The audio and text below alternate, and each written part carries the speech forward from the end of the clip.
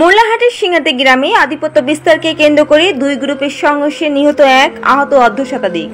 বাগেরহাট মোল্লাহাটের প্রতিনিধি রাহান শেখের তথ্য ভিডিওচিত্রে বিস্তারিত। সাথে আছে আমি জেনিভা পিয়ানা।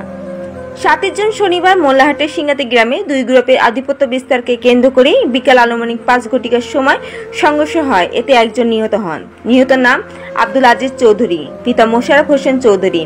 এছাড়া অর্ধ শতাধিক আহত হন। আহতদের গোপালগঞ্জ সদর হাসপাতালে ভর্তি করা হয়েছে।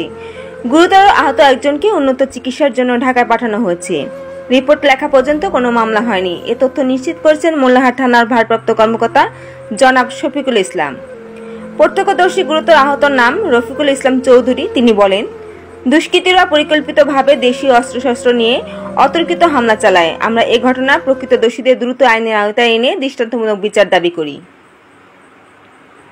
চৌধুরী পিতার নাম মোহাম্মদ মোশাররফ হোসেন চৌধুরী। উনি হচ্ছে কোন পক্ষের লোক? উনি হচ্ছে ওই কাবুল চৌধুরীর পক্ষে। ওনার বয়স কত? 45। গ্রাম গ্রাম সিংকাতি। আচ্ছা, আর এই ঘটনাটা ঘটছে কখন? ঘটছে আসরের পর, আসরের নামাজের পরে। আচ্ছা আচ্ছা, কোন ঘটনারে কেন্দ্র করে এই গ্যাঞ্জামটা আসলে হলো আজকে ঈদের দিনে? আমি আমার বাড়ি এবার ছাড়ছি, আমার সমিতি।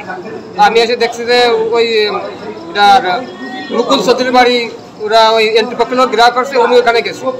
ওখানে গেলি, ওখানে যাই আমি 10 মিনিট পরে যাই, ওই অনেক 20 মিনিটের পর আমি যাচ্ছি, দেখে উনি পড়ে গেছে। তারা অনেক লোকগুলো ধ্যানে উঠে নিয়েছে। পরে আমি পরে আসছি। ওনার শরীরে কিসের আঘাত পাইছেন? মাথায় আমি সঠিক দেখিনি, আমি পরে বলেন। মাথার আঘাত, কোপ এবং বাড়ি। মাথার গিলু বেড়ে গেছে। মাথার গিলু বেড়ে গেছে।